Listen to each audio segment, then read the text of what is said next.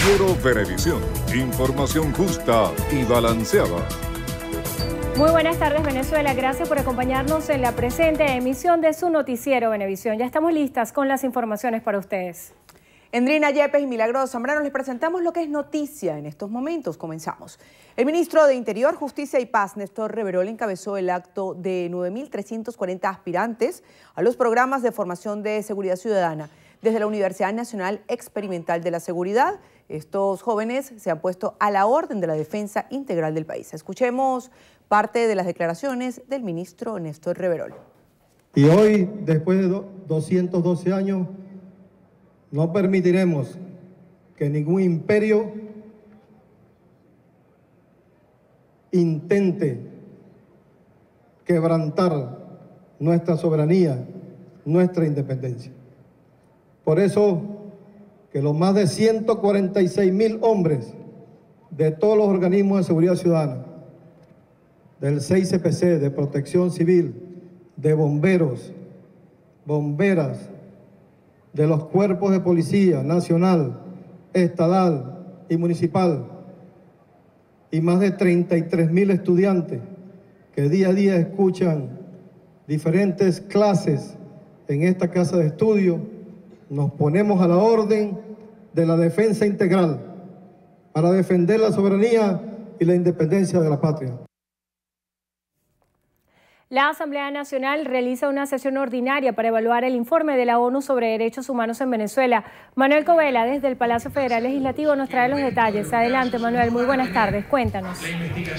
Buenas tardes, Endrina, saludos a todos. Este informe muestra las consecuencias de la actuación de los cuerpos de seguridad del Estado desde el 1 de abril hasta el 31 de julio. Esta sesión, Endrina, comenzó con la presentación de testimonios de familiares de personas afectadas en el contexto de las manifestaciones antigubernamentales. Fueron presentadas por la presidenta de la Comisión de Política Interior de la Asamblea Nacional, Delsa Solórzano, quien presentó algunos detalles de este informe del Alto Comisionado de la Organización de las Naciones Unidas para Derechos Humanos.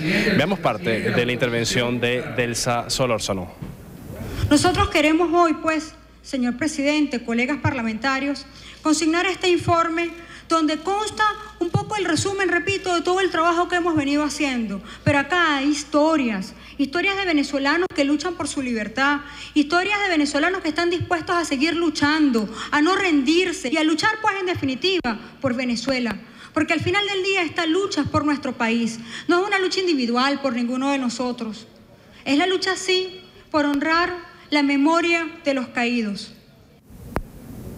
Bien, es parte entonces de lo que dijo Delsa Solórzano al inicio de esta sesión ordinaria. También, además de testimonios de familiares de personas afectadas por la actuación de los cuerpos policiales, también hay participación de representantes de organizaciones no gubernamentales dedicadas al tema de los derechos humanos. También han comentado este informe del Alto Comisionado de las Naciones Unidas y luego vendrá un debate sobre este informe, para el cual ya están apuntados varios diputados de esta Asamblea Nacional.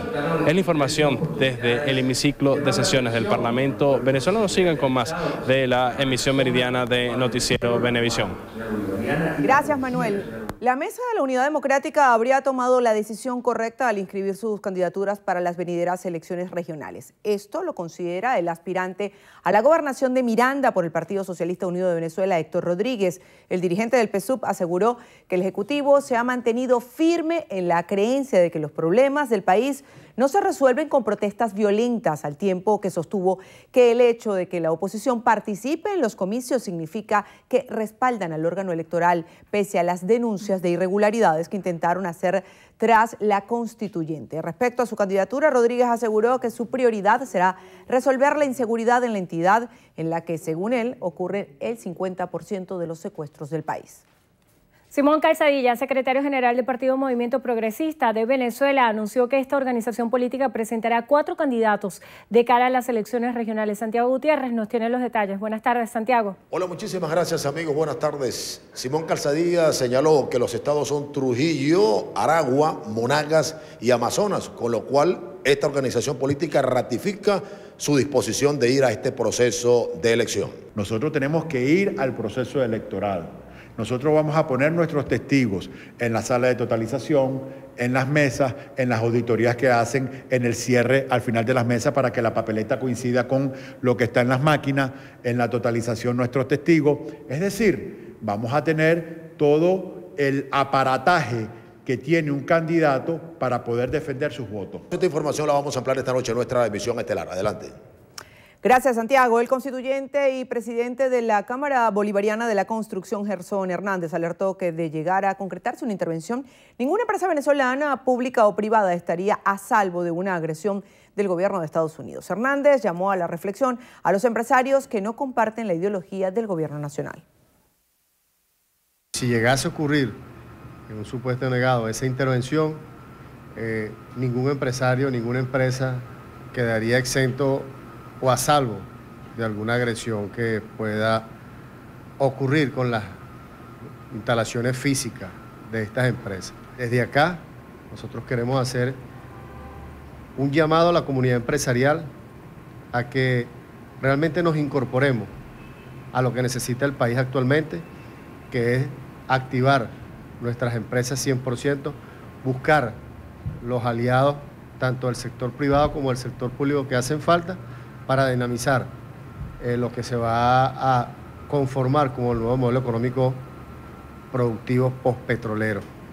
El también director del Consejo de Integración Empresarial Bolivariano afirmó que el reto de los empresarios y sobre todo de los 5 que están en la Asamblea Nacional Constituyente es luchar contra la inflación, procurar precios justos, materia prima y reafirmar la propiedad privada. Desmintió que la constituyente haya emitido normas en materia económica. Rechazó la advertencia de una intervención militar que hizo el presidente de Estados Unidos, Donald Trump, por considerarla injerencista.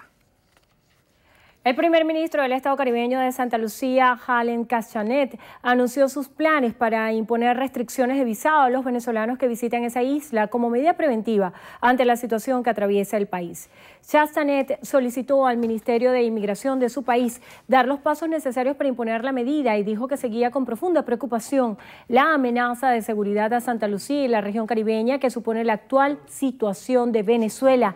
El dirigente también reiteró la posición de Santa Lucía contra la intervención extranjera, asegurando que Santa Lucía siempre ha mantenido no apoyar ninguna intervención extranjera en Venezuela, ya sea por parte de Estados Unidos o de cualquier otro país. El CNE podría ofrecer hoy la fecha de las elecciones regionales, así lo informó la rectora del ente electoral, Socorro Hernández. Hernández calificó como muy positivo el cierre del proceso de postulaciones de cara a los comicios previstos para el mes de octubre, pues indicó que hay más de 1.100 candidatos y según ella prácticamente todas las organizaciones con fines políticos llevaron sus postulaciones y recaudos. Hernández destacó que hasta los momentos el CNE está abocado al cronograma para la elección de gobernadores. Enfatizó que las fechas para elegir los consejos legislativos se sigue trabajando para el mes de diciembre. El banco Credit Suisse de Wall Street ha prohibido a sus operadores comprar bonos del gobierno venezolano debido al clima político en el país. La entidad financiera es el primer gran banco en impedir que sus empleados manejen deudas venezolanas asociadas al gobierno o a la estatal petrolera PDVSA, ya que según explican en una nota interna que se conoció esta semana, Venezuela vive una grave crisis política. En ese sentido, Credit Suisse aseguró que aunque los bonos del país aún son altamente rentables, prefieren no vincularse a ellos. Este martes se liquidarán los 32.8 millones de dólares adjudicados en la 12ª subasta ordinaria del sistema de divisas de tipo de cambio complementario o flotante del mercado de Incom. El tipo de cambio resultante obtenido fue de 2.970 bolívares por dólar y el monto total 28 millones de dólares correspondientes a 203 personas jurídicas y 4.8 millones a 15.235 personas naturales. El 70% de las divisas asignadas serán empleadas para la importación de materia prima, el 18% se utilizará en la importación de insumos y repuestos, el 5% se destinará para la adquisición de bienes de capital y 5% para otros rubros. La Embajada de Estados Unidos en Caracas emitió un comunicado en el que sugiere a todos los ciudadanos estadounidenses en Venezuela evitar áreas de protesta. Instaron a los ciudadanos de Estados Unidos a que tengan precaución si inesperadamente se encuentran en grandes aglomeraciones o protestas. Informaron además que las áreas afectadas a menudo experimentan interrupciones del tráfico. El vicepresidente de Estados Unidos, Mike Pence, se encuentra en Argentina como parte de su primera gira por Latinoamérica para destacar el compromiso del gobierno de Donald Trump con la región. Como parte de su agenda, el funcionario se encuentra reunido con el presidente Mauricio Macri para tratar de avanzar en las relaciones comerciales entre ambos países y abordar la crisis por la que atraviesa Venezuela. El vicepresidente también se encontrará con el canciller argentino Jorge Fauri y se entrevistará con la vicepresidenta Gabriela Michetti. Pence participará también este miércoles rumbo a Chile, donde se reunirá con la presidenta Michelle Bachelet y cerrará su gira en Panamá. La constructora brasileña Odebrecht habría transferido más de $3 millones a una empresa presuntamente ligada con el exdirector de Petróleos Mexicanos Pemex, Emilio Lozoya, en medio de la campaña electoral de 2012. Así lo asegura la ONG Mexicanos contra la Corrupción y la Impunidad. La organización, citando datos extraídos de los estados de cuenta de Mailbank de Antigua, propiedad de Odebrecht, señaló que la firma brasileña hizo varias transferencias a favor de Latin American Asia Capital Holding, con base en las Islas Vírgenes y señalada como la empresa a través de la cual se pagaban sobornos a Lozoya. El exdirectivo ejercía como coordinador de vinculación internacional en la campaña del Partido Revolucionario Institucional, cuyo candidato es el actual presidente Enrique Peña Nieto. Amigos, momento de hacer nuestra primera pausa. A regreso. Rebaja amenazas. Corea del Norte aplaza posible ataque en Isla del Pacífico Occidental. Los detalles en breve, ya venimos.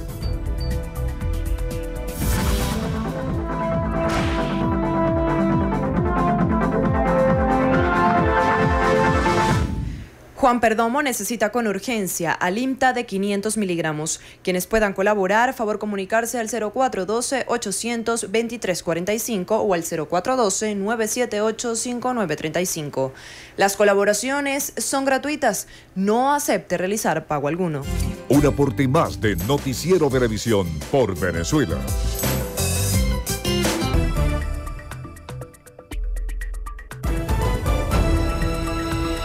El Ministerio Público investigará la muerte de 8 personas tras un enfrentamiento ocurrido en el sector La Lagunita del Callao, Estado Bolívar. A través de su cuenta en Twitter, el organismo informó que la Fiscalía Quinta de Tumeremo y la Fiscalía de Derechos Fundamentales seguirán las encargadas de esclarecer los hechos que se suscitaron tras un enfrentamiento con una comisión mixta militar-policial donde las 8 personas fallecieron. La Policía Nacional Bolivariana abatió a 2 sujetos solicitados en medio de un operativo de seguridad realizado en el edificio de la Misión Vivienda Venezuela de la avenida Lecuna, lugar en donde se refugiaban los delincuentes. Diana Martínez, desde el lugar, nos informa. Así es, buenas tardes, gracias por el contacto. El operativo comenzó a tempranas horas de la mañana en el edificio de la Misión Vivienda Venezuela Teatros 2, ubicado en la avenida Lecuna. Inició el procedimiento en las torres A y C del complejo. Ustedes pueden ver los disparos con los que fueron recibidos los funcionarios de la Comisión Antiextorsión y Secuestro de la Policía Nacional Bolivariana, a lo que se produjo el enfrentamiento. Los ciudadanos abatidos se refugiaban en el complejo habitacional y eran integrantes de la banda El Misael, que operaba en Tamanaquito. Fueron identificados como Jorman del Toro, de 21 años, de nacionalidad colombiana, solicitado por la muerte reciente de un adolescente de 13 años en Gramovén, y Luis Urbano Estrada Argueta, de 18 años, venezolano, presuntamente cómplice de este homicidio. Durante este operativo, que continúa activo, fueron incautadas 2 armas de fuego de la mano de los delincuentes y además fueron detenidos 2 sujetos por la venta de estupefacientes. Esta información será ampliada en la emisión estelar de su noticiero Venevisión. Por lo pronto, regresamos con ustedes a los estudios.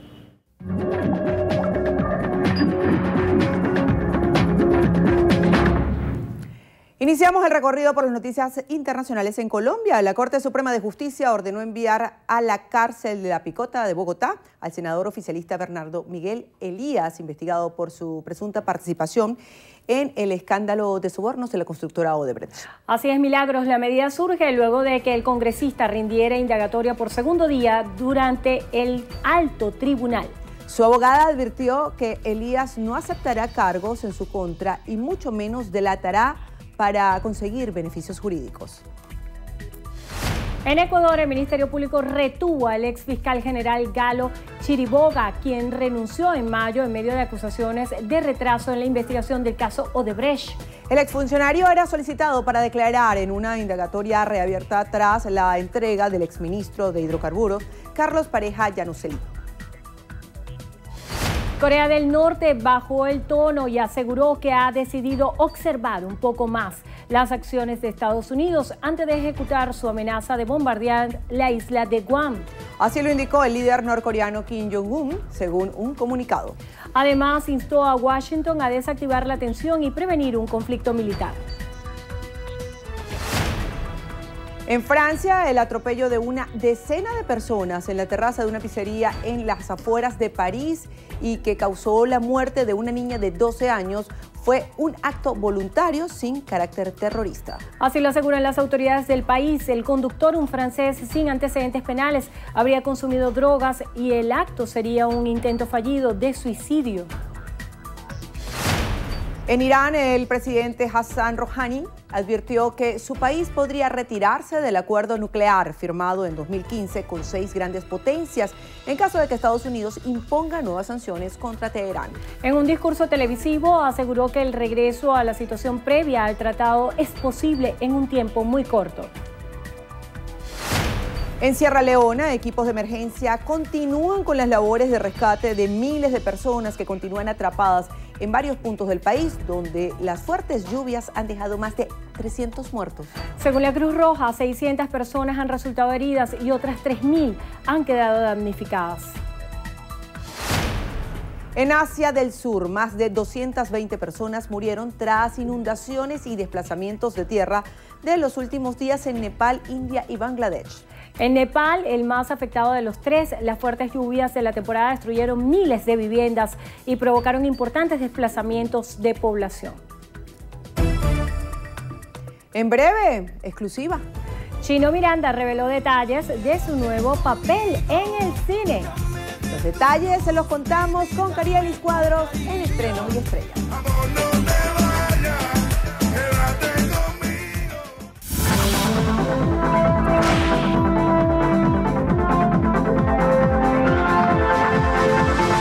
La paciente Julie Núñez necesita con carácter de urgencia los medicamentos que aparecen en pantalla. Quienes puedan colaborar, favor contactar por el teléfono 0212-742-1319. Las colaboraciones son gratuitas, no acepte realizar pago alguno. Un aporte más de Noticiero Venevisión por Venezuela.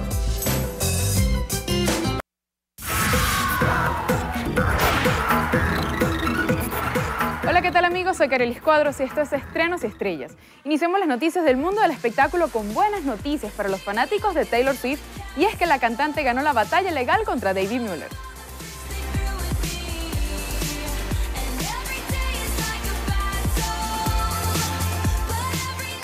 Después de una semana, el jurado falló a favor de Swift y consideró probado que ella fue víctima de agresión sexual en el 2013 por parte del locutor.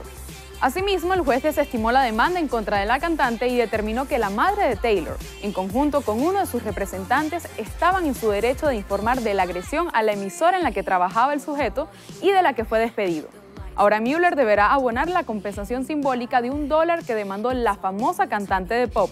Taylor agradeció en un comunicado al jurado, a su equipo legal y a sus fanáticos por todo el apoyo. Además, señaló que espera poder ayudar a aquellas personas cuyas voces también deben oírse, por lo que hará donaciones a organizaciones que trabajan en la defensa de víctimas de agresiones sexuales.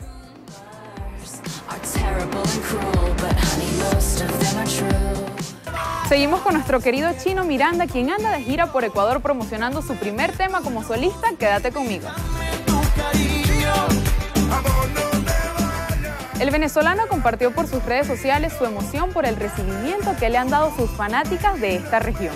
Chino estuvo haciendo una gira de medios para presentar su promocional junto a Wisin y Gente de Zona. Él aseguró que está muy feliz con esta nueva etapa en la que se siente más maduro y comprometido con la música.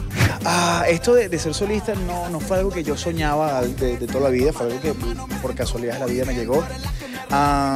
Yo amo la música y realmente después de la separación de Chino y Nacho no pretendía quedarme en mi casa sin hacer música, sino que salí a la calle pues a trabajar, y la primera canción que salió fue esta, y de verdad que yo dije, no mira, por lo orgánico que fue, por lo espontáneo, lo sincero, lo bonito que se dio pues el junte, la saqué con mucho cariño, a la gente le ha encantado, gracias a Dios el videoclip está maravilloso, siento pues que es uno de los trabajos más importantes que he hecho en mi carrera a nivel visual, y pues nada, estoy feliz, creo que en todos los países de Latinoamérica ya la canción está sonando y pues eso representa un paso bien importante para mi carrera.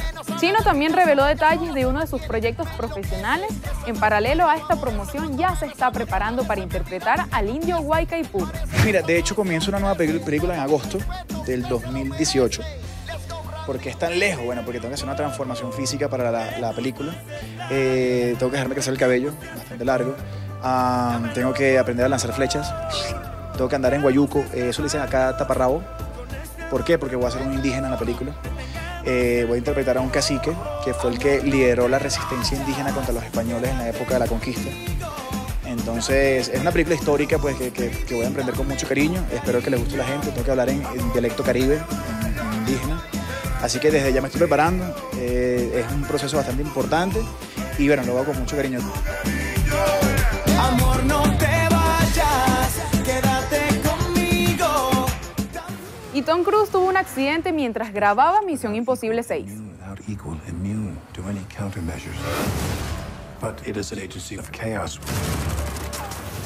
El actor de Hollywood sufrió un accidente durante la filmación de una de las escenas de Misión Imposible 6 en Londres. Tom saltó desde una plataforma a un edificio, pero se quedó corto y se golpeó con el muro. En las imágenes se ve que salió cojeando, pero hasta el momento no se conoce oficialmente la gravedad de las lesiones. Los medios y fanáticos han destacado que el actor, a sus 55 años de edad, no utiliza dobles para escenas como esta de alto riesgo. Así llegamos al final. Soy Carelis Cuadros y los espero en una próxima emisión de Estrenos y Estrellas por su noticiero Venevisión. Al regreso en entrevista a Venevisión, Andrina estará conversando con Ramiro Molina, economista y profesor de la Universidad Católica Andrés Bello. Ya está aquí en el estudio con nosotros. Recuerden que pueden participar con la etiqueta Entrevista Bebé. Ya nos vemos ahorita, los esperamos. En minutos, ya volvemos.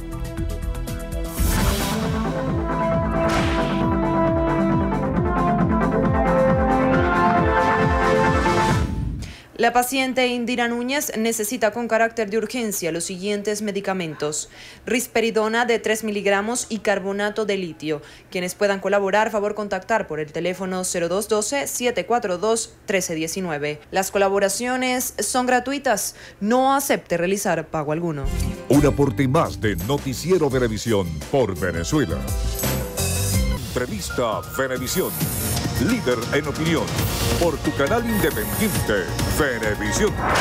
Muchísimas gracias por acompañarnos en Entrevista Venevisión. Ya estamos listos para iniciar nuestra conversación con el invitado del día de hoy, Ramiro Molina, economista, profesor de la Universidad Católica Andrés Bello. Gracias por estar con nosotros. Agradecido por la invitación. Es muy interesante su presencia en el estudio porque el tema económico ha sido epicentro de muchos debates y sobre todo ha acaparado la atención de todos los venezolanos en función a distintas variables, sobre todo la inflación, la escasez. Hay un estudio que estaba leyendo esta mañana que da cuenta de una proyección de inflación acumulada hasta el mes de junio de 196.4% y indicadores de escasez del 29.3%. ¿Cuáles serían las proyecciones que se dan para inflación en lo que va de año y cuál es para usted en materia económica el problema más importante que se debe atacar? Bueno, es decir una cifra sola, sin alguna argumentación atrás, puede confundir un poco, de manera que yo preferiría contestar su pregunta diciendo que tratando de apuntar qué está ocasionando que la inflación esté llegando a esos niveles. Son inflaciones altas, muy altas. Técnicamente no estamos en un momento que los economistas llaman hiperinflacionario, es decir, de una inflación excesivamente alta, aunque parezca muy excesivo lo que estamos viviendo, pero en la cifra a que usted hace referencia de alrededor de 200% acumulado en lo que va de año, es basado en una metodología y en un trabajo, en este caso, que está haciendo la Asamblea Nacional en ausencia de la publicación de los datos de Banco Central, que es quien tradicionalmente nos ha informado sobre los niveles de inflación. Pues la Asamblea Nacional se tomó el trabajo de recrear lo que hacía Banco Central, y de manera que ese estimado termina siendo bastante coherente con la medición que se ha hecho tradicionalmente en Venezuela, y ciertamente es una inflación sumamente alta, pero que puede ponerse peor o también puede ponerse mejor. ¿De qué depende de que se ponga peor o mejor? Para tratar de ponerlo en términos muy ilustrativos, depende de la cantidad y la calidad del dinero local, de los bolívares que se produzcan. En los últimos 2 meses hemos visto algo que nunca había ocurrido acá, una creación de bolívares de una magnitud tal en un tiempo tan corto. Significa que, para darle una idea, la economía venezolana funciona como con 30 billones de bolívares. De esos 30, 6 se crearon en los últimos 2 meses. Entonces son 6 billones creados que van corriendo atrás de los mismos o menos bienes, entonces no alcanza, y entonces los precios terminan siendo el canal de ajuste. Es decir, mientras no se atenúe o se discipline la política monetaria, la manera y el nivel de crear bolívares, es muy difícil contener los precios, y creo que ahí está el primer aspecto más. Sí, y allí lamentablemente estos últimos meses han visto una situación que tiende a empeorar y no a mejorar, y por eso es que tenemos pronósticos que apuntan a que la inflación probablemente sea más alta en los próximos Según meses. las proyecciones del Fondo Monetario Internacional también. Hay 2 aspectos que son fundamentales: la inestabilidad y la incertidumbre para presionar el tipo de cambio. ¿Qué hace falta para que exista una regulación y que de alguna manera pueda también existir transparencia de las cifras oficiales por parte del Banco Central de Venezuela y se puedan hacer proyecciones económicas más sinceras, más honestas? ¿Qué hace falta? Bueno, mucho trabajo, mucha transparencia, y sí creo que hay que reconstruir la manera de que llevamos las estadísticas. Pero es un trabajo, digamos, técnico. Eso a la persona de la calle pues dice, ¿por qué tengo que esperar que me haga unas estadísticas para vivir mejor? Lo cierto es que no hay que esperar. Yo creo que nunca ha habido tanto consenso en distintas visiones sobre la economía de cuál es el problema. Estamos llenos de diagnósticos. Los diagnósticos están, además convergen en más o menos en las razones reales, de manera que ahí no hay gran discusión. Pareciera que el problema tiene mucho más que ver con las decisiones y la ejecución de las decisiones. Ahí nos paralizamos. Creo que las ideas las tenemos bastante claras y repito, hay mucho más consenso del que aparenta haber. Entonces eso nos lleva a tener que hablar de la coyuntura política. ¿Cuál es el proceso de toma de decisiones, en este caso institucionales, políticas? Eso es algo que tiene que hacer Banco Central solo o por su cuenta, tiene que hacer el gobierno solo o por su cuenta, tiene que hacer el sector privado. Bueno, evidentemente todos hacen falta en esto, pero el problema subyacente tiene que ver con que hay muchos bolívares buscando menos bienes, como decía antes, y también menos dólares, y entonces ajusta por precio, pero también tenemos un problema de que hay menos producción, de manera que tenemos menos bienes. No solamente más bolívares, sino menos bienes. El resultado de eso inevitablemente es inflación. La Asamblea Nacional Constituyente se ha planteado como estrategia fundamental dar respuesta en materia económica y han sostenido encuentros con el Consejo de Economía Productiva. ¿Por dónde deberían encaminarse todas las orientaciones políticas para resolver la situación económica actual a su juicio? Llama la atención que la Asamblea Nacional Constituyente se haya convertido en la plataforma para eso. No sé si es bueno o malo per se, porque hay muchas decisiones que puede tomar la Asamblea Nacional, pero también podría tomarlas el gobierno con las instituciones, ministerios y todos los vehículos que ella tiene. Por alguna razón que tiene que ver, creo, más con política y con el proceso a lo que me refería antes, de quién toma las decisiones y quién las ejecuta, la Asamblea Nacional Constituyente, que es un actor nuevo en esta institucionalidad y reciente, pareciera que quiere tomar un rol en eso. Yo diría que a estas alturas casi no importa quién tome las decisiones, si son las decisiones que requiere. Y a lo que me refería antes de lo monetario, ciertamente hay que añadirle la mayor transparencia fiscal, no sabemos cómo el gobierno está ejecutando su presupuesto y su política fiscal.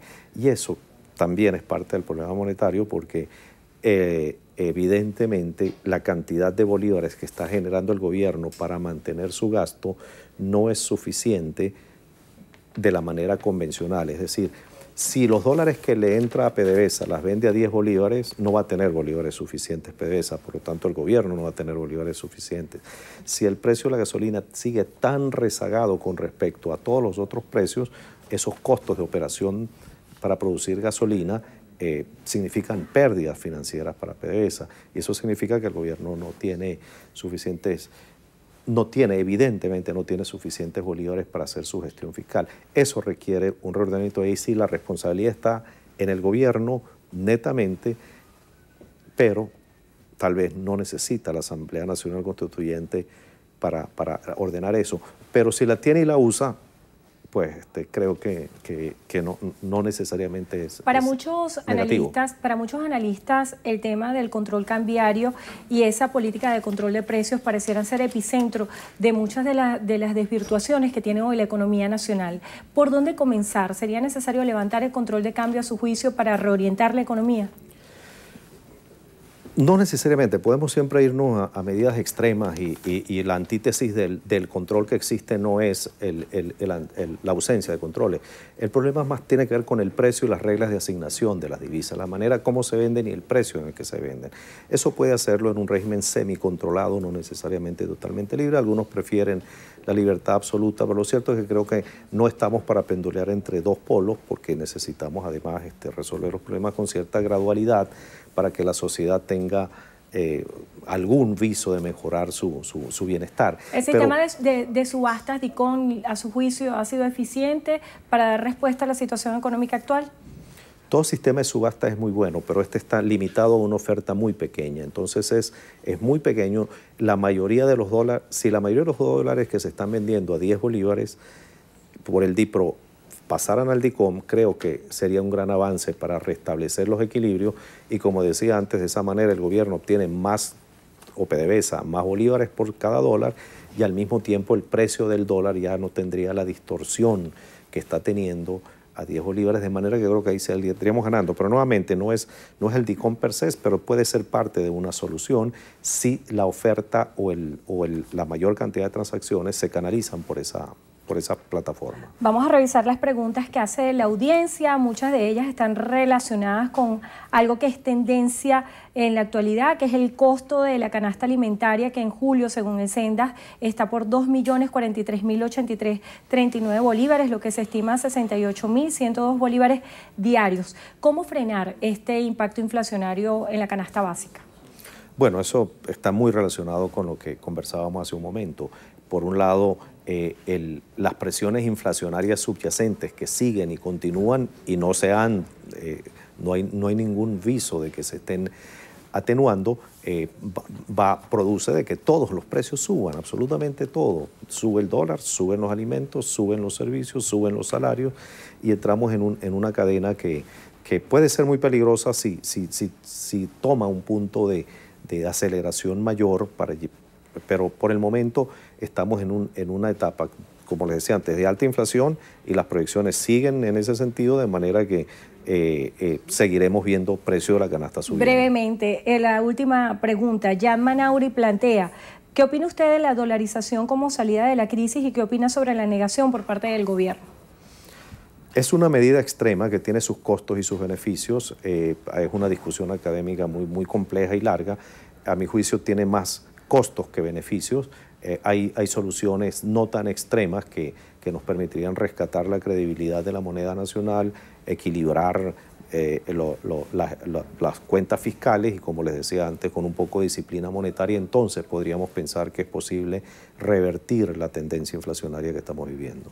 Bueno, agradecemos su presencia en el estudio con nosotros, Ramiro Molina, economista, profesor de la Universidad Católica Andrés Bello. Gracias por estar con nosotros en Entrevista a Venevisión. Gracias por la invitación. Y gracias a ustedes también por habernos acompañado. Que tengan todos buenas tardes, milagros. Así es, Endrina, a todos muy buenas tardes y hasta aquí la presente emisión de Noticiero Venevisión. Recuerden, Noticiero Venevisión, Canal 4, reporta, ustedes deciden.